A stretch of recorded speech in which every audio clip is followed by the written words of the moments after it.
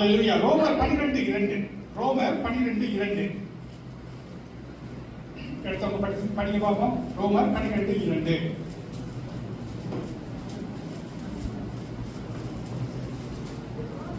நீங்கள் இந்த பிரபஞ்சத்திற்கு ஒத்த வேஷம் தெரியாமல் தேவனுடைய நன்மையும் பிரியமும் பரிபூரண சித்தம் இன்னதென்று பகுத்தறியத்தக்கதாக உங்கள் மனம் புதிதாகிறதுனாலே மறுரூபமாகுங்கள். அல்லேலூயா, அல்லேலூயா. அப்போ நம்ம தேவனுடைய வார்த்தையை படிக்கின்ற பொழுது நம்முடைய மனம் புதிதாக இருக்கும்.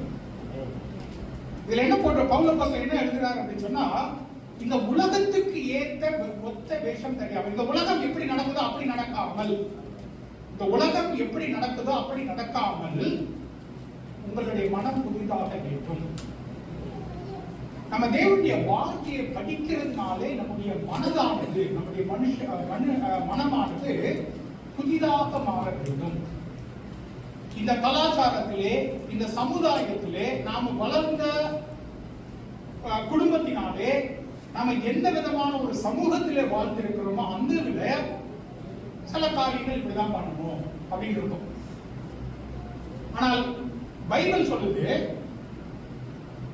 நீங்க சமுதாயம் செய்வது போல செய்யக்கூடாது, கர்த்தர் செய்வது சொல்றது போல செய்யணும். அப்பதான் ஆசீர்வாதம்.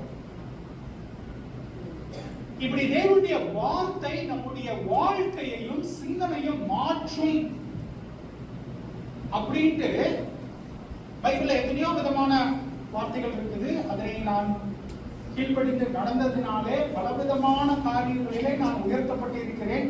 ஆனா இதுதான் முதலாவது வார்த்தை.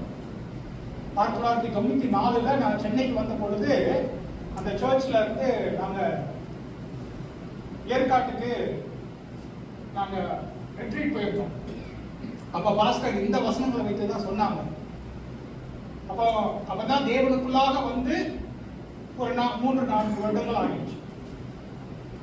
பைபிள் படிப்பேன், ஆனால் மனம் புதிதாக இருக்கும் அப்படிங்கிறது வந்து அன்னைக்குதான் எனக்கு தெரிய வருது. அதுல இருந்து பல காரியங்களிலே என்னுடைய மனம் புதிதானதுனாலே புதிதான காரியங்களை செய்து பல விதங்களிலே நான் உயர்ந்து வந்திருக்கேன். ஆனா இதுதான் அடிப்படையான ஆணித்தரமான ஒரு வசனமாக இருக்கு.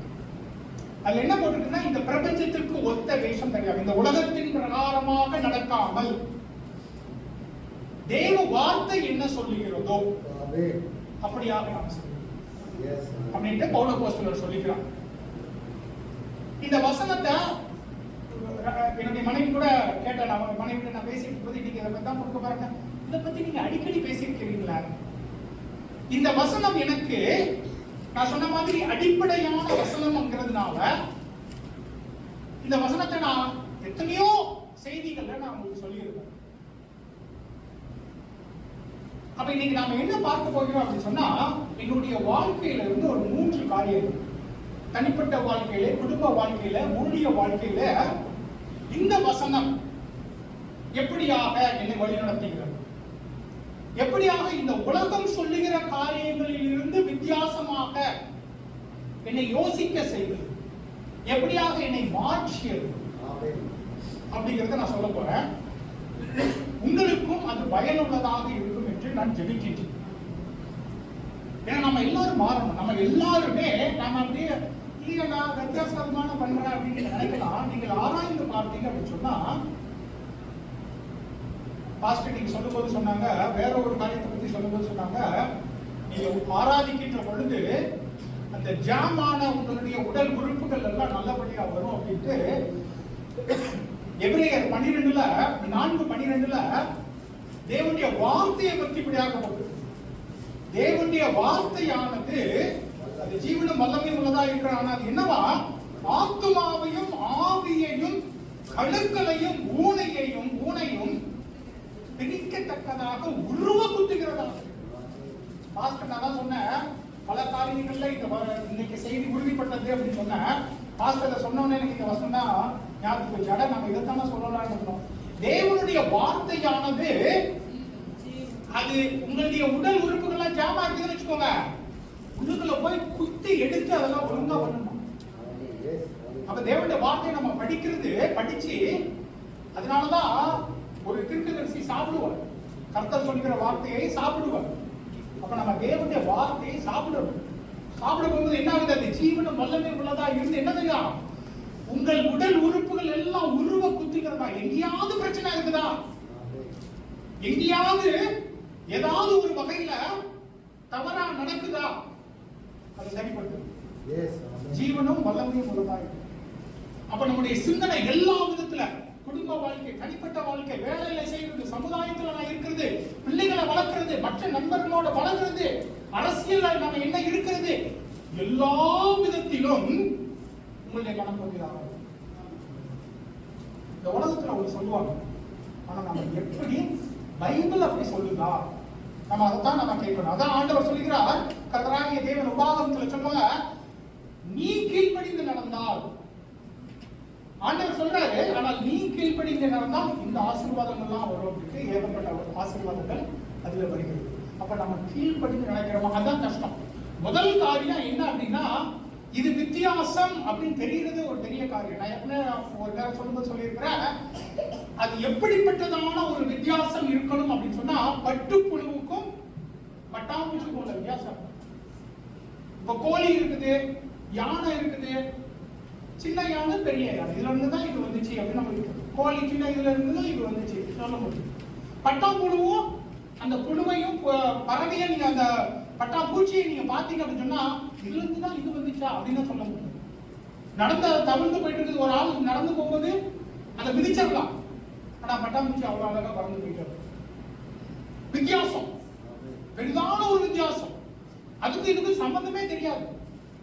நம்முடைய வாழ்க்கையிலும் அப்படிப்பட்ட சம்பந்தம், அப்படிப்பட்டதான ஒரு வித்தியாசம் இருக்கிறது. ஏன் இவனா இன்னைக்கு கார்பேகன் பிரதர் சொல்லும்போது சொன்னாங்க, கிறிஸ்தவர்களை அடிப்பதற்கு நான் போனேன், ஆனா இன்னைக்கு நான் கிறிஸ்துவிட ஜெபிக்கிறேன். அதுதான் மனம் புதிதாகும்.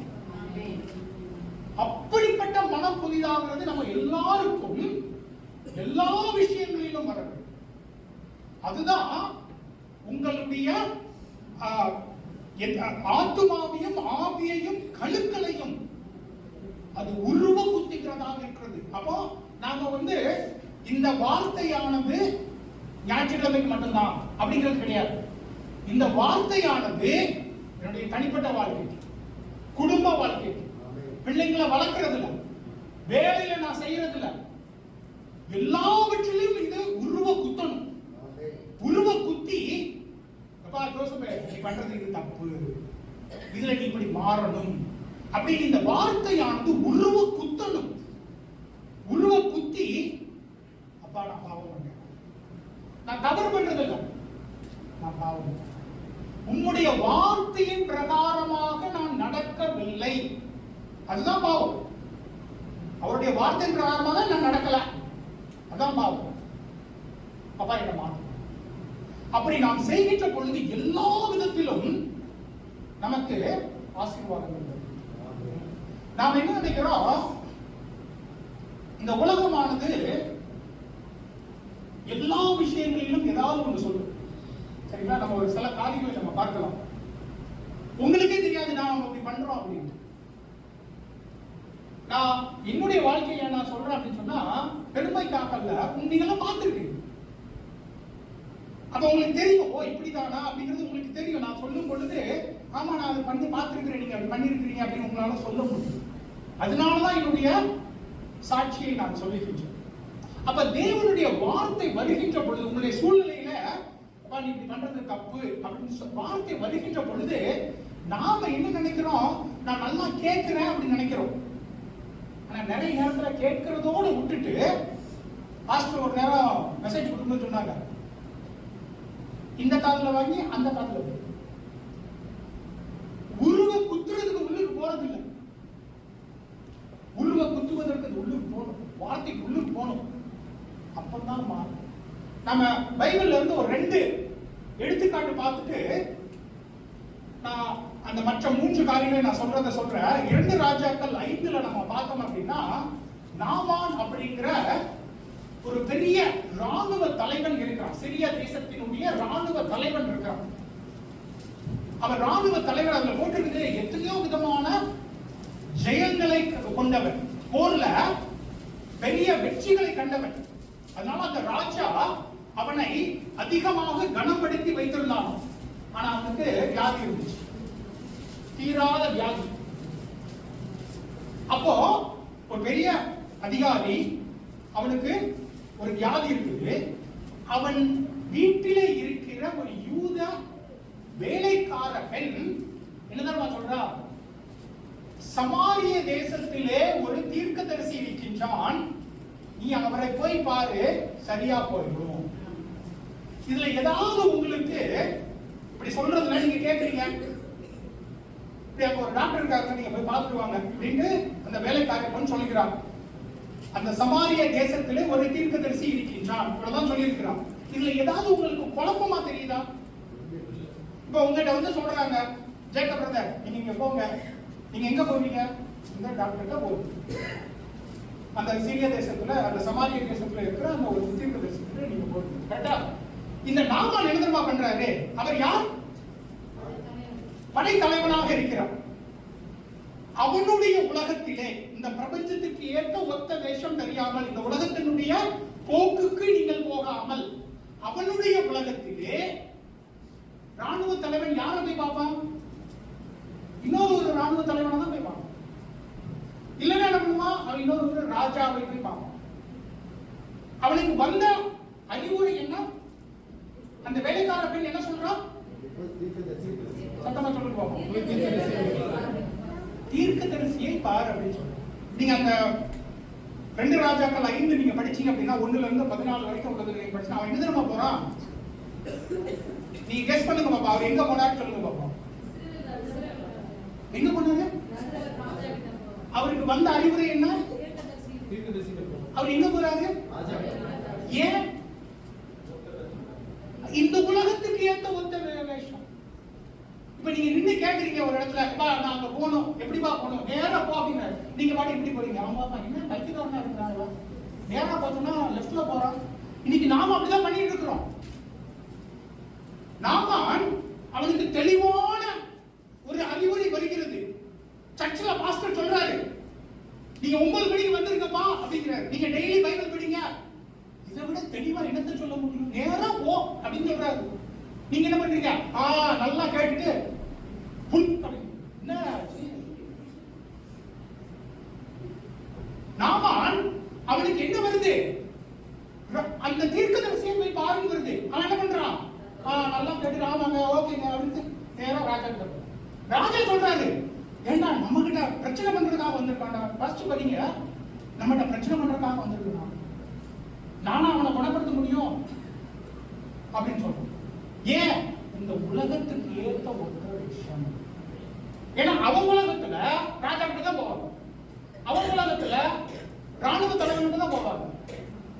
அதுக்கப்புறம் அந்த தீர்க்கதரிசி போய் பார்க்கறான். எப்படியோ சொல்லி அந்த மக்கள் தான் சொல்றாங்க, அவனோட வந்தவங்கள என்னங்க அவர் இப்படிதானே சொன்னாங்க, நீங்க போய் பாருங்க. அந்த தீர்க்கதரிசி சொல்லுகிறா, அந்த நதியில போய் நீ மூழ்கிட்டு போ அப்படிங்கிற. உடனே அவன் என்ன சொல்றான்? நான் ராணுவ தலைவன், இது இவ்வளவு பெரிய வியாதி, நான் அப்ப வேலை இல்லாம பண்ணணுமே, நான் 40 நேரம் தோப்பு கரணம் போடணும். அவன் அப்படிதான் நினைக்கிறான். இது பெரிய வியாதி, நான் போய் அப்படி நதியில போய் வந்தா போயிருமா? என்ன நீங்க சொல்றீங்க? ஒன்றும் புரியலையே, இது எப்படி ஆகும்? இவன் சொல்றதெல்லாம் இஷ்டம் இல்லை, கரெக்ட் இல்லை, நான் போறேன்.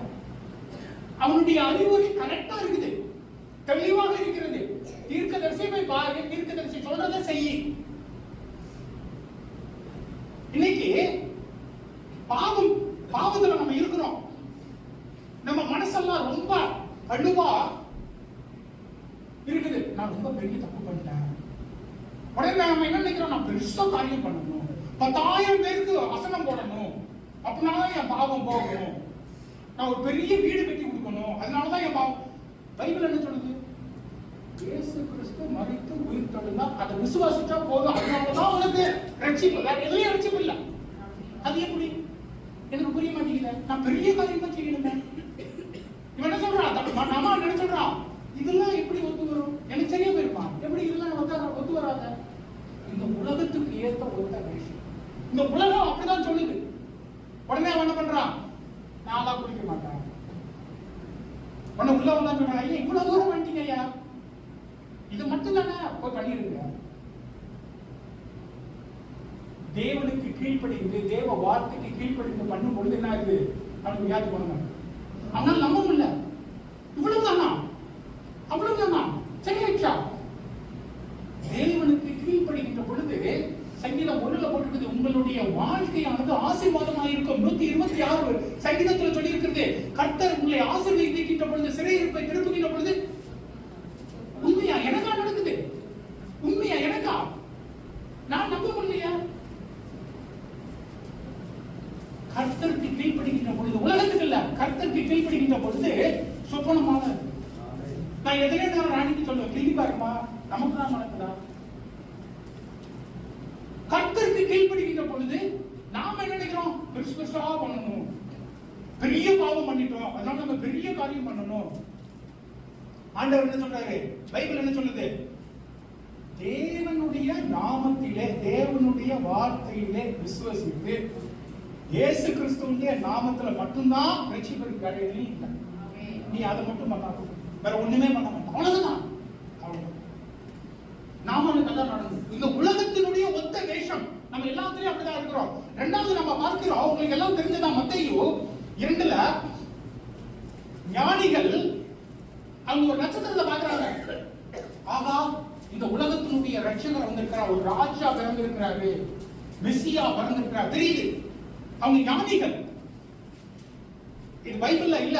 என்ன சொல்றாங்க அப்படின்னு சொன்னா, இப்ப இருக்கிற ஈரான் தேசத்துல இருந்து, அந்த கிழக்கு தேசத்துல இருந்து அவங்க வந்தாங்க அப்படின்னு சொல்லி இருக்குது. அப்ப எங்கேயோ இருந்து தூர தேசத்துல இருந்து கரெக்டா பார்த்து வர்றாங்க. அந்த நட்சத்திரம் சரியா அவங்களை வழிநடத்தி போகுது. அப்படியே போறாங்க, அந்த தேசத்துக்கு வந்துட்டாங்க. என்ன பண்றாங்க? அவ்வளவு நேரம் வழிகாட்டின அந்த நட்சத்திரம் இனிமே வழிகாட்டாம போயிருமா? அவங்க வர்றாங்க, ஒரு ராஜா பிறந்திருக்க. உடனே என்ன பண்றாங்க? இந்த உலகத்துக்கு ஏற்ற வேஷத்தை தரித்து அவங்க அரண்மனைக்கு போயிடுறாங்க. அரண்மனைக்கு போயிட்டு இங்க ஒரு ராஜா பிறந்திருக்காரு, யாரு? அங்க எல்லாம் ஒரே பெரிய பகவலி. ஐயோ, ஒரு ராஜாவா? நமக்கு தெரியாமலா? இந்த உலகத்துக்கு ஏற்ற ஒத்த வேஷம். நட்சத்திரம் வழிகாட்டி நடந்தது, தேவனுடைய வார்த்தை வழிகாட்டி நடத்தி வந்துட்டே இருக்குது. அங்க வந்தவங்க என்ன பண்றோம்? ராஜா அப்ப அரண்மனையில் தான் பறந்துருக்கணும்.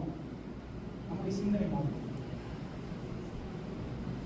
சிந்தனை மாறுகின்ற பொழுது நம்முடைய செயல்கள் மாறும். செயல்கள் மாறுகின்ற பொழுது நம்முடைய வெற்றி மாறும். அல்லேலூயா. அப்போ நீங்க எல்லா காரியத்திலும் நாம இந்த உலகம் சொல்லுகிறது பிரகாரமா செய்கிறோமா, இல்ல பைபிள் சொல்றது பிரகாரமா செய்கிறோம்? நீங்கள் கேட்டு பார்க்க. இப்ப பாருங்க, தனிப்பட்ட வாழ்க்கையை பத்தி நான் சொல்றேன், 3 காரியங்களை பத்தி நான் சொல்றேன் அப்படின்னு சொன்ன உங்க எல்லாருக்கும் தெரிஞ்சுதான். நான் கேத்தலிக் ஃபேமிலில இருந்து வந்திருக்கிறேன். ஆண்டவரை நான் என்னுடைய காலேஜ்ல 2வது வருஷம் படிக்கும் பொழுது ஆண்டவரை நான் ஏற்றுக்கொண்டது. அப்போ நான் படிச்சதெல்லாம் ரெசிடென்ஷியல் காலேஜ். அப்படின்னா எல்லாருமே, எல்லா மாணவர்களும் ஹாஸ்டல்ல இருப்பாங்க. நான் கோயம்புத்தூர்ல இருந்தது, எல்லாரும் ஹாஸ்டல்ல தான் இருப்பாங்க. கிறிஸ்துமஸுக்கு ஊருக்கு போகும். கிறிஸ்துமஸ்க்கு போகும்பொழுது எனக்கு ஒரு வைராக்கியம். நான் இனிமே சலையெல்லாம் தொட மாட்டேன், நான் புது கிறிஸ்தவன் நம்மளுக்கு ஒரு வைராக்கியம். நான் இப்படி பண்ண மாட்டேன், அப்படி பண்ண மாட்டேன் அப்படின்ட்டு. அவங்க கேத்தலிக் எல்லாம் போக மாட்டோம் அப்படின்னு சொல்லிட்டு போயாச்சு. கிறிஸ்துமஸ் 24ஆம் தேதி நைட்டு வீட்டில் எல்லாரும் சர்ச்சுக்கு போகணும். நான் கட்டில படுத்துக்கிட்டேன். நான் வரமாட்டேன், நான் ஆண்டவரை ஏற்றுக்கிட்டேன். நீங்கெல்லாம் ஆண்டவர் மக்கள் இல்லை, நான் ஆண்டவரை ஏற்றுக்கிட்டேன், நான் வரமாட்டேன் அப்படின்னு சொல்லியாச்சு. வீட்டில் நீங்க பார்த்துருக்கீங்க, ஒரே சண்டை. அப்பா திட்டாரு, அம்மா திட்டாங்க. ஏண்டா உன்னை வளர்த்து இதுதானா எங்களுக்கு நீ பண்றது? அப்பா சொல்ற, இவன் எனக்கு அப்பவே தெரியும், இந்த காலேஜுக்கு அனுப்புனாலே இப்படிதான் ஆகும் எனக்கு தெரியும், இவனை அப்பவே அனுப்பியிருக்க கூடாது. நாம ஒரே சண்டை வீட்டுல. நான் படுத்துக்கிட்டேன், எலும்புனாதான் ஏதாவது பண்ணுவாங்க. நான் படுத்துக்கிட்டேன், நான் வர மாட்டேன். வீட்டுல பெரிய சண்டை. எனக்கு மனசுக்குள்ள ஒரு விதத்துல சந்தோஷம். நாம அந்த ஒரு அவருக்காக நிக்கிறோம். இன்னொரு விஷயத்துல பார்த்தா தேவனுக்காக நிற்கும் பொழுது சபை வீட்டுல இவ்வளவு பெரிய பிரச்சனை வருமா? நான் என்ன நினைச்சேன் அப்படின்னு சொன்னா வரமாட்டான்னு சொல்லி விட்டுட்டு போயிருவாங்க அப்படின்னு நினைச்சேன். ஆனா இவ்வளவு பெரிய சண்டை வருமா? ஆண்டவரே அமைதி தானே வேணும், சமாதானத்தின் தேவன் தானே. எனக்கு அப்படியே நான் ஜெபிச்சுட்டு இருக்கிறேன். மனசு எனக்கு ரொம்ப கஷ்டமா இருக்கு. அப்ப நான் திரும்ப வந்துட்டேன். வந்துட்டு நான் இதை பத்தி படிச்சுட்டே இருக்கிறேன். என்ன ஆண்டவரே பண்ணணும், எது பண்ணணும், அடுத்த வருஷமும் போகணுமே, நம்ம அடுத்த நேரமும் போகணுமே, கூப்பிடுவாங்களே, அப்ப ஒருவேளை இனிமே நம்ம வீட்டுக்கே போகாம இருந்துடலாமா, இப்படிலாம் யோசிக்கிறேன் நான். அப்ப எடுத்து படிக்கிற ரோமர் 1 நீங்க பாத்தீங்க அப்படின்னு சொன்னா பவுல் அப்போஸ்தலர் இந்த ரோமர் புத்தகம் இருக்குது, இதை நீங்க படிச்சு புரிஞ்சுக்கிட்டீங்கன்னு வச்சுக்கோங்க, நல்ல ஆழமான ஒரு கிறிஸ்தவனா நீங்க மாறி இருப்பீங்க. இந்த ரோமர் 1 ஆரம்பிக்கும் பொழுது பவுல் அப்போஸ்தலர் அவர் இயேசு கிறிஸ்துவை பத்தி 1வது வசனத்துல 1வது அதிகாரத்துல சொல்லல.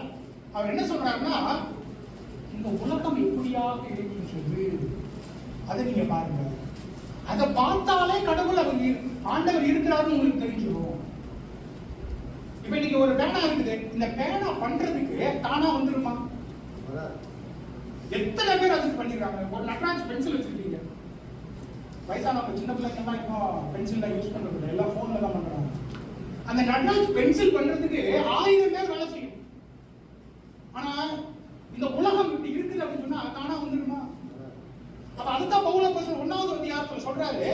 சொல்லிட்டு நீ தேவனை ஆராதிக்க வேண்டும் அப்படின்னு சொல்லிட்டு 29ல இருந்து நீங்க பாத்தீங்கன்னு வச்சுக்கோங்களேன், புறங்கூறுகிறவர்களும் அவதூறு செய்கிறவர்களும் தேவ பகைஞரும் இப்படின்னு எல்லா விதமான கொலைகாரன், இப்படி நீங்க கொலைகாரனா மாறிடுறீங்க, பொய் சொல்றவனா மாறிடுறீங்க, திருடவனா மாறிடுறீங்க, இப்படி எல்லாம் சொல்றாரு. சொல்லிட்டு 30வது வசனத்துல இருந்து சொல்றாரு, பெற்றோர்களுக்கு கீழ்ப்படியாதவர்களும். படிச்ச உடனே என்னடா இது, பெற்றோர்களுக்கு கீழ்ப்படியாதவர்கள் கொலைகாரனுக்கு சம்பந்தமா? ஐயோ நான் கொலைகாரனா? ஏன்னா நீங்க பைபிள் என்ன பண்றது, ஒரு கட்டளைக்கு நீங்க கீழ்ப்படியலனாலும் எல்லா கட்டளைக்கும் கீழ்ப்படியாத மாதிரி தான். அப்போ அதுல என்ன போட்டிருக்குது, பெற்றோர்களுக்கு கீழ்ப்படியாதவர்கள் கொலை செய்கிறவர்களுக்கும் புறங்கூறுகிறவர்களுக்கும் திருடுகிறவர்களுக்கும் அவதூறு செய்கிறவர்களுக்கும் எல்லாத்துக்கும் சமம். எனக்கு ஒரே சந்தேகம், வீட்டுக்கு போனா அம்மா பேச்சு கேட்டா சில வழிபாடு பண்ணணும், பண்ணலாம் அப்படின்னு சொன்னா பவுல் சொல்றாரு நீ கொலைகாரனுக்கு சமம்ங்கிறாரு. நான் என்னையா பண்றது? இந்த உலகத்திற்கு ஒத்த வேஷம் தருவாங்க. நான் ஜெபிக்கிறேன், ஆண்டவரே நான் என்ன பண்ணணும். இந்த ரோமர் 1வது அதிகாரத்துல நான் இப்படி சொன்னேன், அந்த உலகமானது இப்படி இருக்கிறது, அதுல நாம தேவனை நம்ம பார்க்கிறோம் அப்படின்னு சொல்லிட்டு அது போக போக சொல்லுவாரு, நமக்கு எல்லாருக்குமே ஒரு விதிமுறைகள் கொடுக்கப்பட்டிருக்கு.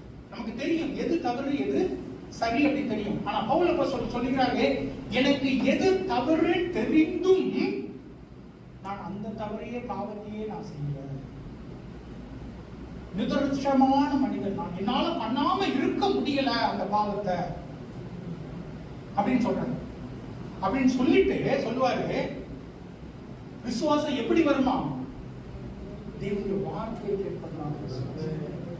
ரோமர்ல சொல்லி 8ல சொல்வாரு, கிறிஸ்துவுக்குள்ளாக இருப்பவர்களுக்கு எந்த விதமான ஒரு கண்டம்னேஷன் இல்லை. அப்ப கிறிஸ்துவுக்குள்ளாக நாம் இருக்கின்ற பொழுது நமக்கு புரிதான ஒரு விடுதலை வரும். ரோமர் 8:28ல சொல்வாரு, எல்லாவற்றையும் கர்த்தரால நியமிக்கப்பட்டவர்களுக்கு எல்லாமே நல்லபடியாக நடக்கும். அப்ப அதை வச்சு நான் ஜெபிக்க ஆரம்பிச்சேன். ஆண்டவரே நான் வீட்டுக்கு போகிட்ட பொழுது இப்படிதான் சொல்லியிருக்கீங்க. ரோமர் 8:28 இப்படிதான் நீங்க சொல்லியிருக்கீங்க, எல்லாம் நல்லபடியா பண்ணுவேன் அப்படின்னு சொல்லியிருக்கீங்க. நான் விசுவசிக்கிறேன், நான் உம்மால் கூப்பிடப்பட்டவன், உம்மால் தெரிந்து கொள்ளப்பட்டவன். அப்ப எனக்கு இது நல்லபடியாக நடக்கும். வீட்டுக்கு நான் போறேன், பெற்றோர்களுக்கு கீழ்ப்படியணும்னு சொல்லியிருக்கிறீங்க. 10 கட்டளைகள் என்ன சொல்லியிருக்கிறீங்க? தாயையும் தகப்பனையும் கனப்படுகிறவர்களுக்கு தேவன் கொடுக்கிற நிலத்திலே எல்லாம் சுபிட்சமாக இருக்குன்னு சொல்லி இருக்கீங்க. நான் வீட்டுக்கு போக போறேன். நீங்க எனக்கு ஒரு வழியை காண்பிக்க வேண்டும். ஜெபிச்சுட்டு நான் போனேன். அடுத்த வருஷம் நான் அம்மாட்ட போய் சொன்னேன், அந்த பாருங்க போன வருஷம் இப்படி ஆச்சு, நான் இந்த வருஷம் நான் வர்றேன். ஆனா நீங்க என்ன கட்டாயப்படுத்தணும், அதை போய் தொட்டு கும்பிடு, இதை போய் தொட்டு கும்பிடு, அதை பண்ணு, இதை பண்ணு நீங்க சொல்லக்கூடாதுமா. எங்க அப்பாவுக்கும் என்ன அப்படின்னா, அப்பா பையன் வர்றேன்னு சொல்லிட்டாங்க, அதுவே பெரிய காரியம். ஓகேன்னு சொல்லு, சந்தோஷமா ட்ரெஸ் பண்ணி எல்லாம் போய் ஒண்ணா போயிடும், குடும்பமா போயாச்சு. அப்ப இந்த உலக ஏற்ற ஒத்த வேஷம் தெரியாமல், இந்த உலகத்துல ஒத்த வேஷம் என்ன, ஒண்ணு பெற்றோர்களுக்கு கீழ்படியக்கூடாது, கீழ்படியணும், கீழ்படிச்சா எல்லாம் அவங்க சொல்றதெல்லாம் பண்ணணும், இல்ல இன்னொரு பக்கம் என்னது அவங்க எல்லாம் விட்டுறணும். அதுதான் இந்த உலகத்தினுடைய வேஷமா இருக்கு. ஆனா நீங்க ஜெபிக்கின்ற பொழுது பைபிள் என்ன சொல்லுது, பெற்றோர்களுக்கு கீழ்படியாது பாவம் அப்படின்னு சொல்லுது.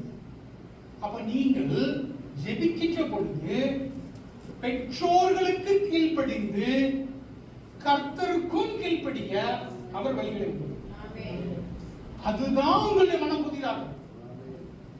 அப்போ நாம படிக்கும் பொழுது நம்ம ஒரே ஒரு வசனத்தை மட்டும் படிச்சுட்டு என்ன பண்றோம், நான் சிலை வழிபட மாட்டேன், நான் தூரத்தில் நிக்க போறேன் அப்படின்னு நம்ம சொல்லிடுறோம்.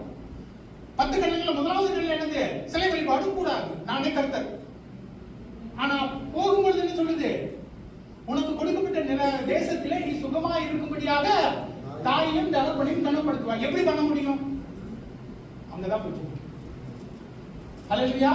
நாம் ஜெபிக்கின்ற பொழுது, தியானிக்கின்ற பொழுது, எனக்கு இது வேணும் ஆண்டவரே என்று சொல்லுகின்ற பொழுது அவர் ஒரு வழியை கொடுக்கிறார். அல்லேலூயா. இன்னொன்னு பாத்தீங்கன்னா, இது நீங்க சொல்றீங்க பிரதர் இதெல்லாம் பெரிய காரியம், நான் சின்ன காரியம் சொல்றேன். காலேஜ்ல படிக்கும் பொழுது நான் சொல்லியிருந்தேன் ஹாஸ்டல்ல தான் இருப்பேன் அப்படின்ட்டு. எக்ஸாம் வரும், அங்க கேண்டீன் உண்டு. எங்க ஹாஸ்டல்ல இருந்து நாங்கள் கேண்டீனுக்கு நடந்து போவோம். காலைல 8 மணிக்கு சாப்பிட்டுட்டு 9 மணிக்கு எக்ஸாம் ஹாலுக்கு போயிடணும். எல்லாம் அப்படியே டென்ஷன்ல, உங்களுக்குலாம் படிச்சவங்களாம் தெரியும், ஜாஸ்திலாம் தெரியும், அப்படியே டென்ஷனா இருக்கும். அப்படியே போகும்போதே எதையோ நினைச்சுட்டு அப்படியே மனப்பாடம் சொல்லிக்கிட்டே போகும். நீங்க பாத்தீங்களான்னு தெரியல, இன்னைக்கு வசனம் சொல்லும் பொழுது ஜெரி இப்படி ஒரு இதை வச்சுக்கணும். நீங்க பாத்தீங்களான்னு தெரியல, இந்த மாதிரிதான் நாங்களாம் எக்ஸாம் போகும்போது அப்படிதான் இருக்கும். அப்படியே படிச்சுட்டு சிலர் அப்படியே எடுத்துட்டு எக்ஸாம் நாளுக்கு போயிடுவாங்க, அது வேற விஷயம். அப்படியே டென்ஷன்ல நம்ம இருப்போம். அப்படி கேண்டீனுக்கு போகும்போது, மெஸ்ஸுக்கு போகும்போது கேட்பான், என்னடா படிச்சிட்டியாடா, எனக்கு ஆட்டோமேட்டிக்கா படிக்கலடா அப்படி சொல்லிடுவேன். எனக்கு இது தெரியவே இல்லை, நான் அப்படி சொல்றேன் அப்படிங்கிறது எனக்கு புரியவே இல்லை, சொல்லிடுவேன் நான் படிக்கலடா. அவனும் எல்லாம் படிச்சிருப்பான், டேய் நீ படிச்சிட்டியாடா, படிக்கலடா. இது ரொம்ப நாளா இப்படியே போயிட்டே இருந்துச்சு. ஆண்டவர்களை வந்த பிஞ்சும் இப்படிதான் இருந்துச்சு. போவேன், படிச்சிருப்பேன், எல்லாம் முடிச்சிருக்கலனாலும் ஏதோ ஒரு 50% 60% படிச்சிருப்போம். இதை படிச்சிட்டியாடா, படிக்கலாமா, அதுல வேற படிக்கல மச்சான் படி சொல்லிடு. அதுவும் நார்மல் மக்கள் அப்படின்னா படிக்கல மக்களே படிக்கிறது. ஒரு நாள் ஜெபிக்கின்ற பொழுது எனக்கு ஆண்டவர் உணர்த்தினான், என்னடா நீ படிச்சிட்டியா, படிச்சுட்டு போய் சொல்ற. அப்ப உட்காந்து நான் யோசிக்கும் பொழுது எனக்கு என்ன தெரியுமா தோணுச்சு, அது ஏன் அப்படி சொன்னா, எங்க அம்மா எல்லாம் சொல்லி இருக்கிறாங்க, நீ எல்லாம் இத படிச்சதெல்லாம் சொல்லிட்டு அப்படி சொன்னா அவன் மேல கண்ணு போட்டுருவான், கண்ணு போட்டுட்டான்னா நீ எக்ஸாம் எழுத மாட்ட, நடந்துக்கே இல்லையா, நீ ஒழுங்கா எழுத மாட்ட. அதனால என்ன பண்றது, இல்ல மச்சான் நான் படிக்கலடா. அவன் நினைப்பான், அவனும் படிச்சிருப்பான், அட்லீஸ்ட் அவன் நல்லா படிச்சுட்டான் அப்படின்னு சொல்லிடலாம் அவன். அதனால நம்ம ஒழுங்கா போய் எக்ஸாம்ல எழுதிடுவோம். இந்த உலகத்துக்கு ஏற்ற ஒத்த வேஷம் தெரியாமல், இந்த உலகம் அப்படிதான் சொல்லுது, நான் நல்லா இருக்கிறேன்னு சொல்லிட்டா கண்ணு போட்டுருவான் அப்படின்ட்டு. அதை வச்சு நான் ரொம்ப ஜெபிச்சேன். அதுக்கப்புறமும் நடக்கும். அதாவது அதான் நான் சொல்றேன், பவுல் சொல்லுகிறார், எனக்கு இது சரி தவறு தெரிந்தும் நான் அதை பண்றேன், எனக்கு தவறு தெரிஞ்ச பின்னும் நான் அதை பண்ணேன். வந்து ஜெபிப்பேன், ஆண்டவரே என்னால முடியல, ஆண்டவரே பரிசுத்த ஆண்டவரே நீர்தான் ஹெல்ப் பண்ணுங்க, அப்ப ஒரு நாள் ஃபர்ஸ்ட் டைமா, நீங்க நல்லா ஞாபகம் இருக்குது, ஃபர்ஸ்ட் டைமா படிச்சியா? 5 பாடம் படிச்சிட்டா. ஏ பெரியவரா நீ படிச்சியா? நீ தானே ஃபர்ஸ்ட் மார்க்கு. உடனே எனக்கு ஒரு பயம், நம்ம இன்னைக்கு ஃபெயில் ஆயிடுவோமோ. அப்ப நான் சொல்றேன், என்னை பயப்படுத்த பேசுறதுனால எல்லாம் அவர் என்னை பார்த்து. ஹல்லேலூயா. இந்த உலகத்துக்கு ஒத்த நேசம். இந்த உலகம் என்ன சொல்லுது? நீ நல்லா இருக்கிற மச்சான் அப்படின்னு சொல்லிட்டேன்னா கண்ணு போட்டுருவான், உனக்கு எல்லாம் கெட்டதா போயிடும். அப்போ நீ உனக்கு இருக்கிறத நீ சொல்லாத, சொன்னா கண்ணு போட்டுருவான். அதுதான் இந்த உலகம். இந்த உலகத்தினுடைய வேஷம் தெரியாமல் சிறிய காரியம், இந்த பெருசுலாம் ஒண்ணு இல்ல, நான் கொலை பண்ணி அப்படி சொல்லலாம், சிறிய காரியம். அத நான் சொன்னேன், தேவனுடைய வார்த்தை ஆன்மாவிலும் ஆத்துமாவிலும் உருவ குத்தும். அந்த உருவ குத்துறதுல நீங்க அதை ஏற்றுக்கொள்வதற்கு தயாராக இருக்கிறீங்க. அப்பதான் உங்களுக்கு விடுதலை வரும். இன்னைக்கு நான் இவ்வளவு நல்லா இருக்கிறேன் அப்படின்னு பாக்குறீங்க, அந்த உருவ குத்தும் போதுதான் சாதாரணமா இருக்காது. உருவ குத்தும்போது வலிக்கும், உங்களுக்கே ஐயோ அப்படின்னு இருக்கும். அதுல நீங்க கீழ்ப்படிக்கின்ற பொழுதுதான், உங்களுடைய மனம் புதிதாகும் பொழுதுதான் கர்த்தருடைய ஆசீர்வாதம். ஹல்லேலூயா. குடும்ப வாழ்க்கையில இப்ப நான் சொன்னேன், நான் கேத்தலிக் தான், திருமணம் வந்தாச்சு, நான் ஜெபிக்கிறேன், ஆண்டவரே என்ன பண்ணணும்? திரும்ப இந்த 10 கட்டளையில் உள்ள வசனம் தான் வச்சு, தாயையும் தகப்பனையும் கனம் பண்ணுவாயாக. உடனே எங்க அப்பா சொல்றேன், அம்மா நீங்க தான் பார்க்கணும். இது ஒரு பெரிய கதை, நான் இன்னொரு நாள் சொல்றேன்னா, அம்மா அப்பா நீங்க தான் பார்க்கணும்னு சொல்லியாச்சு. நான் எங்க ஆபீஸ்ல இருந்து பைக்ல தான் போகணும். எங்க ஆபீஸ்ல இருந்து என்னுடைய வீட்டுக்கு போகும் பொழுது ஒரு ரயில்வே கிராசிங் இருக்கும். நான் ஒரு நாள் கிராஸ் பண்ணிட்டு போறேன், அந்த கிராஸ் பண்ணி முடிக்கிறேன், நல்ல ஒரு யாரோ ஒருத்தர் சொல்ற சத்தம், உனக்கு ஜெபிக்கிற பொண்ணு நான் கொடுப்பேன். எனக்கு எந்த அளவுக்கு அது கேட்டுச்சுன்னா, தெளிவா நான் பைக்கை நிறுத்திட்டு திரும்பி பார்க்கிறேன், யாரோ சொன்னாங்க, அந்த அளவுக்கு கேட்டுச்சு, நல்ல தெளிவா கேட்டுச்சு, உனக்கு ஜெபிக்கிற ஒரு பொண்ணு. அப்ப நான் யோசிக்கிறேன், ஆண்டவர் ஒரு விதத்துல சொல்றாரு, அப்பா அம்மா தான் கேட்கணும்னு சொல்றாரு, அப்பா அம்மா தான் பொண்ணு பார்க்கணும் அப்படின்னு சொல்றாரு. இன்னொரு விதத்துல சொல்றாரு ஜெபிக்கிற பொண்ணை கொடுப்பேன் அப்படிங்கிறாரு. எப்படி அவங்க பார்த்தா இப்படி அப்படியே ஒரு குழப்பம். ஆனா நான் சொல்றேன், ஆண்டவரே நீர் கொடுத்த வாக்கு. இன்னைக்கு ஸ்டீவன் பிரதர் சொன்னாங்கல்ல, அந்த தரிசனம் நிறைவேறும். நான் சொல்றேன், ஆண்டவரே நீ சொல்லுங்க. நாம என்ன பண்றோம் அப்படின்னு சொன்னா, ஆண்டவருடைய வார்த்தையை கேட்போம், எல்லாத்துக்கும் பாஸ்டர் கூப்பிடுவோம். பாஸ்டர் நான் புது வீடு வாங்கலாம்னு இருக்கிறேன் பாஸ்டர், இப்பதான் நினைக்கிறேன் பாஸ்டர், நீங்க ப்ரே பண்ணுங்க. பாஸ்டர் நான் பணம் கொடுக்க போறேன் பாஸ்டர், ப்ரே பண்ணுங்க பாஸ்டர். பாஸ்டர் புது வீட்டுக்கு போறேன் பாஸ்டர், ப்ரே பண்ணுங்க பாஸ்டர். பாஸ்டர் நான் பால் காய்க்க போறேன் பாஸ்டர், ப்ரே பண்ணுங்க பாஸ்டர். ஆனா நம்ம பிள்ளைய வீடு கல்யாணம் கட்டி கொடுக்கும்போது மட்டும், பாஸ்டர் என் மாமா மச்சானுக்கு கல்யாணம் பண்ணிட்டேன் பாஸ்டர், நீங்க வந்து ப்ரே பண்ணுங்க பாஸ்டர். எல்லாத்துக்கும் உலகபூர்வமாக பைபிள் பிரகாரமாக நடக்கிறது. ஆனா கல்யாணம் வந்துச்சுன்னா, எங்க குடும்பத்துக்குள்ளதான் நாங்க கல்யாணம் பண்ணிக்கிறோம், எங்க ஜாதிக்குள்ளதான் நாங்க பண்ணுவோம், எங்க ஊரை விட்டு நாங்க பண்ண மாட்டோம். அதுல என்னது உலக பூர்வமான ஒத்த வேஷம். எங்க ஜாதிக்குள்ள பண்ணணும்னா ஏதாவது ஆயிடும். அதை நான் சொல்றேன்ல, கண்ணு போட்டுருவாங்க. என் ஜாதிக்குள்ள பண்ணலாம் அப்படின்னா அந்த கல்யாணம் நல்லா இருக்காது. அதுக்கப்புறம் பாஸ்டர் கால் பண்றது, பாஸ்டர் வீட்டுல ஒரே பிரச்சனை பாஸ்டர். முதல்லயே கால் பண்ணிருக்கலாம்ல, பைபிள் பிரகாரம் எப்படி கல்யாணம் பண்ணணும்னு கேட்டுக்கலாம்ல, சர்ச்சில் வச்சு கல்யாணம் பண்ணிருக்கலாம்ல. அதெல்லாம் பண்றது கிடையாது. அதுக்கப்புறம் உட்கார்ந்து யோசிச்சு, இந்த பிரபஞ்சத்துக்கு ஏற்ற ஒத்த வேஷம் தெரியாமல் உங்களுடைய மனம் புதிதாகிறதுனாலே மறுரூபமாகுங்கள். மறுரூபமாகணும். பட்டுப்புழுவுக்கும் பட்டாம்பூச்சிக்கும் அதுதான் மறுரூபம். நீங்க மாறுங்கள் சொல்லல, மறுரூபமாகுங்கள். இன்னைக்கு நீங்க நம்ம தமிழ்நாட்டுல போனா ஒரே தெருவுல நாடாருக்கு இங்க சர்ச்சு, முதலியாருக்கு இங்க சர்ச்சு, வரவனுக்கு இங்க சர்ச்சு, இந்த சர்ச்சில் இருந்து அந்த சர்ச்சு போக கூடாது. பவுல் அப்போஸ்தலன் என்ன சொல்றாரு? கிரேக்கர் என்றும் ரோமர் என்றும் கர்த்தருக்குள்ளாக ஒன்றுமே இல்லை. அப்ப கல்யாணம் பண்ணும் பொழுது பவுல் அப்போஸ்தலன் சொல்லுகிறாரு, நீங்கள் நுகம் எப்படியாக தணிக்க வேண்டும். அப்ப கல்யாணம் பண்ணும்போது உங்க பிள்ளையா போய் விசுவாசம் இல்லாத பிள்ளைக்கு போய் கல்யாணம் பண்ணிட்டா அப்படி நுகம் தரிச்ச பின்பு அப்புறம் சொல்றது, பாஸ்டர் பிரச்சனை இருக்குது பாஸ்டர், நீங்க உபாகமம் 28 எடுத்து படிங்க, தேவனுடைய வார்த்தைக்கு கீழ்ப்படியலன்னா என்னெல்லாம் நடக்கும் போல இருக்குது, அதுதான் நீங்க நடக்கும். அதுக்கப்புறம் நம்ம பழம்புறது, ஐயோ பாஸ்டர் இப்படி இருக்குது பாஸ்டர், எங்களுக்காக ப்ரே பண்ணி கொண்டு இன்னைக்கு நான் இப்படி இருக்கிறேன் அப்படின்னு சொன்னா ஆண்டவருடைய வார்த்தை உங்களுக்கு கொடுக்கப்படுகிற தேசத்திலே நீங்கள் சேமமாய் இருக்கும்படிக்கு தாயையும் தந்தையையும் கனப்படுத்துவாயாக. எப்படி நடக்கும் எனக்கு தெரியாது, ஆனா நான் இன்னைக்கு ஜெபிக்கிற பொண்ணு வேற இன்னைக்கு எதுக்கும் பிரச்சனை பண்ண மாட்டான். காலையில 6 மணிக்கு எழுதிருப்போம். உங்களுக்கே தெரியும், பாஸ்டர் எத்தனையோ நேரம் சொல்லியிருக்கிறேன். ஏறக்குறைய இப்போ ஒரு 5-6 வருஷம் ஒரு நாள் தவறு ஜெபிக்கிற பொண்ணு. கர்த்தர் கொடுத்த வாக்குத்தத்தம்.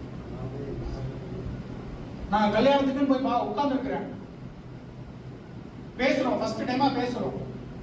என்ன தெரியுமா கேட்டா, தங்க நகை வேணும்னு கேட்கல, பட்டிச்சேலை காஞ்சிபுரத்துல இருந்து கூட்டிட்டு கொண்டுட்டு வாங்கன்னு கேட்கல. ஒரே ஒரு கேள்வி தான், ஒன்னே ஒண்ணுதான் சொன்னோம், எல்லா ஞாயிற்றுக்கிழமையும் நான் சர்ச்சுக்கு கூட்டு போயிருக்கீங்களா அப்படின்னு. அது மட்டும் தான் கேட்டான். அந்த சின்ன பிள்ளை, உங்களுக்கு தெரியும் எப்படி கேட்டு பார்த்த கோயம்புத்தூர் இதுல எல்லா சர்ச்சு ஞாயிற்றுக்கிழமை சர்ச்சுக்கு கூட்டு போயிருக்கீங்களா அப்படின்னா, யோசிச்சு பாருங்க, நீங்க போய் முன்னால ஃபர்ஸ்ட் டைம் உட்கார்ந்து இருக்கிறீங்க, என்ன எல்லா வாரமும் சர்ச்சுக்கு கூட்டு போயிருக்கீங்க, ரொம்ப பயம். இந்த உலகத்துக்கு ஒத்த வேஷம் தெரியாமல்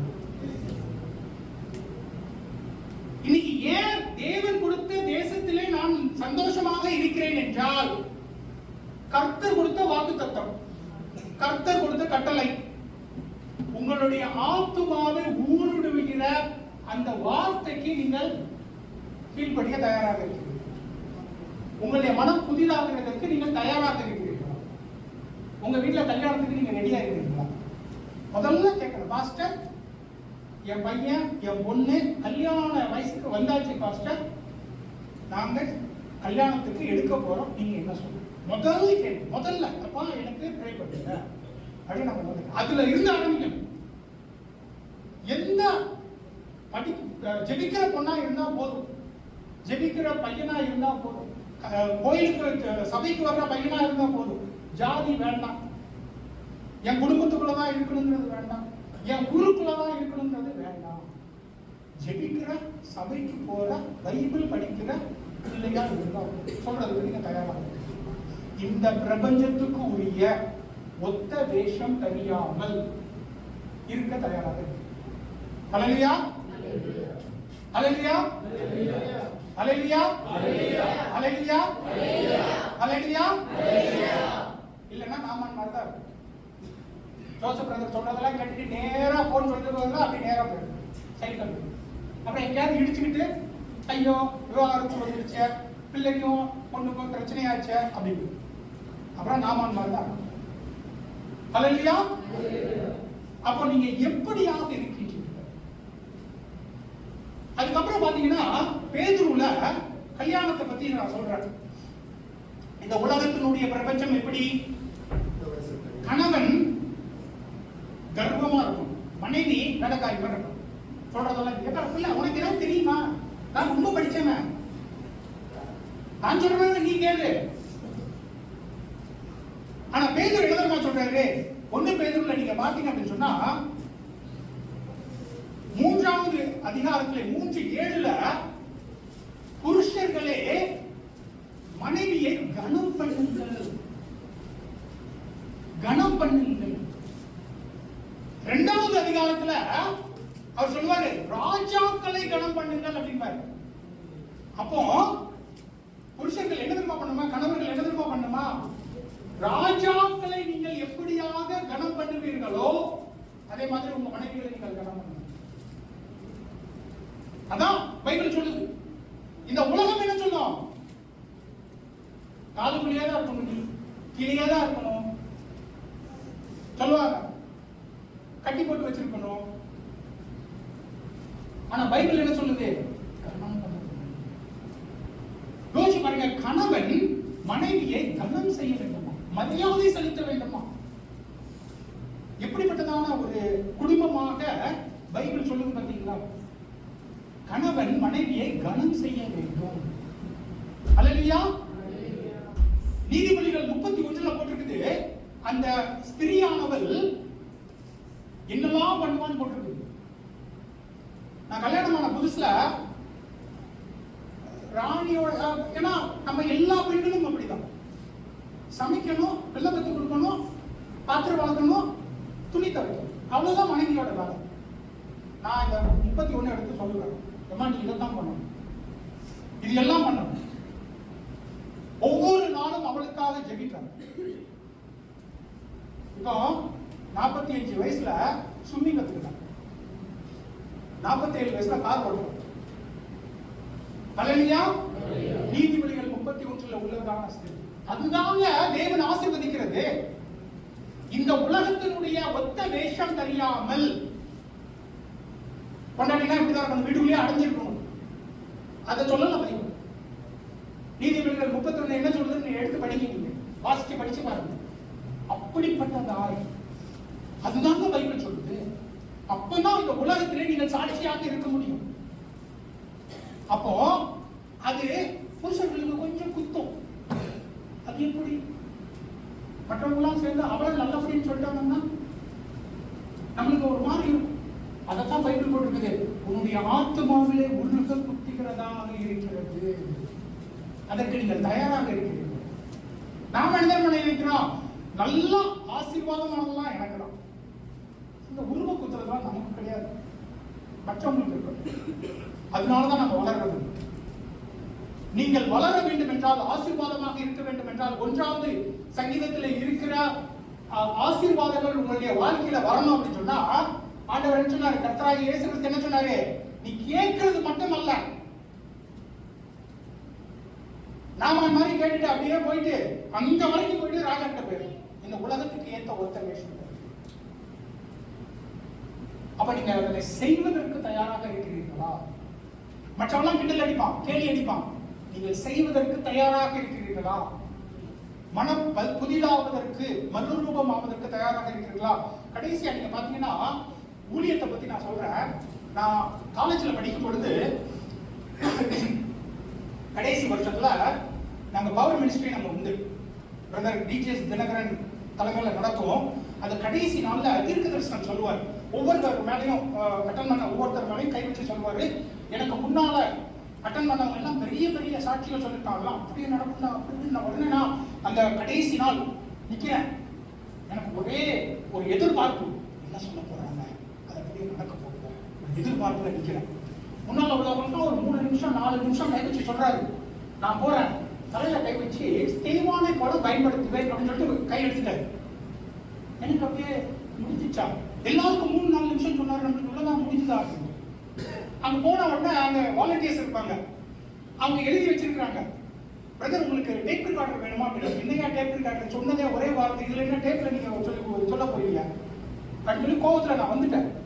ஏன்னா நான் வந்து வெளியே போய் திருப்பிரசங்கம் கூட அவ்வளவா பண்ண மாட்டேன். நான்லாம் எப்படி ஸ்தேவான் தான் முதலாவது ரத்த சாட்சியா மறிச்சது. நம்மளுக்கு ஒத்து வராது, கிழவனுக்கு எல்லாம் போயிடுச்சு, தீர்க்க தரிசனம் போயிடுச்சு, இது ஒத்து வராது சொல்லி நான் விட்டுட்டேன். அதான் மறந்தே போயிட்டேன், இது நமக்கு ஒத்து வராது, இது ஸ்தேவான், இது என்ன வித்தியாசம் அப்படின்னு விட்டுட்டேன். ஒரு 10 வருஷம் கழிச்சு டெல்லியில இருக்கும் பொழுது ஒரு பிரதர் வில்லியம் அப்படின்ட்டு வீட்டில் வச்சு நாங்கள் ஜெபிச்சுட்டு ப்ரே பண்ணிட்டு இருக்கிறோம். அப்போ நம்ம கலந்து ஆலோசிக்கும் பொழுது தீர்க்க தரிசனத்தை பத்தி சொல்றோம். அப்ப அவர் கேட்கிறாரு, உங்களுக்கு யார் தீர்க்க தரிசனம் இருந்துச்சா? நான் சொன்னேன், இப்படி ஒருத்தர் சொன்னாருங்க, டிஜிஎஸ் சொன்னாரு, நான்லாம் எங்க. அவர் சொன்னாரு, நீங்க தப்பா புரிஞ்சுக்கிட்டீங்க, ஸ்தேவான் தான் முதலாவது சபையிலே உதவி ஊழியக்காரனாக இருந்தார். எந்த தீர்க்க தரிசனமும் தவறாக வருவதல்ல. நீங்க நல்லா யோசிச்சு பாருங்க, உங்களுக்கு உரியது உதவி ஊழியம். அப்பதான் நான் யோசிச்சு பார்த்தேன். ஃபர்ஸ்ட் சர்ச்சில் நான் வந்தேன்னு சொன்னேன் சென்னையில, அங்க நான் டிரான்ஸ்லேட்டரா இருந்தேன், உதவி ஊழியம். அப்ப நாங்க என்ன நினைக்கிறோம், நான் எதுக்கு சொல்றேன் அப்படின்னு சொன்னா, உலகத்துக்கு ஏத்த ஒத்த வேஷம் சொன்னா, நீங்கள் கிறிஸ்தவர்களாக இருக்கின்ற பொழுதும் கிறிஸ்துவுக்குள்ள இருக்கும் பொழுதோ கிறிஸ்துவ உலகத்திலே உங்களுக்கு என்ன தோணுதா? ஸ்தேவான் அப்படின்னா ரத்த சாட்சி தான். எனக்கு அது கிடையாது. இந்த உலகத்துக்கு ஏற்ற ஒத்த வேஷம் தருகிறார். இப்ப நீங்க பாத்தீங்க அப்படின்னா என்னுடைய எல்லாமே உதவி ஊழியம் தான். டிஜே சொன்னது, பிரதர் டிஜே சொன்னது, டிஜே சொன்னது சரியான தீர்க்க தரிசனம். அது உலகத்துக்கு ஏற்ற ஒத்த வேஷம் நான் தரிச்சதுனால நான் அதை புரிஞ்சு கொள்ள முடியும். அப்ப இன்னைக்கு உங்களுக்கு கொடுக்கப்பட்ட எத்தனை வாக்கு தத்தங்கள், எத்தனை தரிசனங்கள் இந்த உலகத்துக்கு ஏற்ற ஒத்த வேஷம் பண்றதுனால நீங்கள் புரிந்து கொள்ளாம இருக்கு. அல்லேலூயா. இன்னொன்னு நீங்க பாத்தீங்க அப்படின்னு சொன்னா 50 வயசு ஆயிடுச்சு அப்படின்னு சொன்னா சொல்லுவாங்க எல்லாரும் இந்த உலகத்துல, பாதி கிளம்புனாங்க அவ்வளவுதான், இனிமே அப்படியே போயிட வேண்டியதான். நாம எல்லாருமே அப்படிதான். 2 பிள்ளைய பத்தாச்சு, நம்ம சகோதரிகளும் அப்படிதான், 2 பிள்ளைய பத்தாச்சு, இனிமே என்ன அவ்வளவுதான், நம்ம என்னத்தை பார்த்துட்டு இருக்கு, அப்படியே போயிட வேண்டியதான், இனிமே எல்லாம் சின்ன பிள்ளைங்க தான் பார்த்துக்கிறோம் அப்படின்னு நம்ம அப்படிதான் நினைப்போம். நானும் அப்படிதான் நினைச்சேன். ஆனா நீதிபதிகள் 4 எழுதமா போட்டிருக்குது, நீதிமான்களுடைய நாட்கள் நடுப்பகல் வரைக்கும் அதிகமாய் பிரகாசிக்கும். அப்படின்னா 50 வயசுக்கு மேலதான் பிரகாசிக்குமே ஆரம்பிக்குமா? ஹல்லேலூயா. கடைசி நாள்ல தான் எனக்கு நான் அதான் விசுவாசிக்கிறேன், கடைசி நாள்ல தான் நான் ரொம்ப பிரகாசமா இருப்பேன். காலையில பிரசங்கம் பண்ணிட்டு மத்தியானம் ஒரு அவார்டு வாங்கிட்டு நைட்டு போய் படுத்து அப்படியே தூங்கி அப்படியே ஆண்டவர்களுக்கு நடுப்பகல் வரைக்கும் அப்படிதான் போட்டிருக்கு. காலையில என்ன சொல்றாரு? 80 வயசுல நான் 40 வயசுல இருந்த மாதிரி இருக்கிறேன். அப்போ நீங்க எப்படி நினைக்கிறீங்க? இந்த உலகம் என்ன நினைக்குது? 50 வயசு ஆச்சுன்னா அவ்வளவுதான், விட்டுற வேண்டியதாங்க, இனிமே என்ன ஒண்ணும் இல்லை, இனிமே அப்படியே அவனுக்கு மாரடைப்பு வரும், டென்ஷன் வரும், டயபெட்டிஸ் வரும், அப்படியே போயிட வேண்டியதுதான் அப்படின்னு நாம நினைக்கிறோம். இந்த உலகத்துக்கு ஏற்ற ஒத்த வேஷம் தெரியாமல் நீங்க என்ன சொன்னோம்? ஆண்டவரே நீதிமான்களுடைய நாட்கள் நடுப்புகள் வரை அதிகமாய் பிரகாசிக்கும். எனக்கு இனிமேதாயா பிரகாசமே இருக்க போகுது, இனிமேதாயா நான் அதிகமா பிரகாசிக்க போறேன். என்ன உயர்த்தினாங்க கலிமுல்லை போல புது பலனை நான் அடைய போறேன். நான் இனிமே குறைய போறது ஆண்டவரே, இனிமேதாயா ஆண்டவரை நான் அதிகமாக நான் காலைவை போல இனிமேதாயா நான் அதிக பலன் கொள்ள போறேன். அதுதான் பைபிள், அதுதான் பைபிள் பிரகாரம் நடக்கிறது. உங்களுடைய மனம் புதிதாக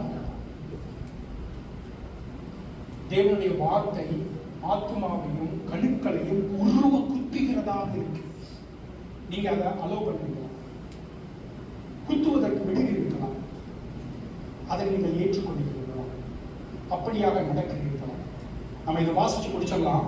சங்கீதம் 1 எடுங்க பாப்பா.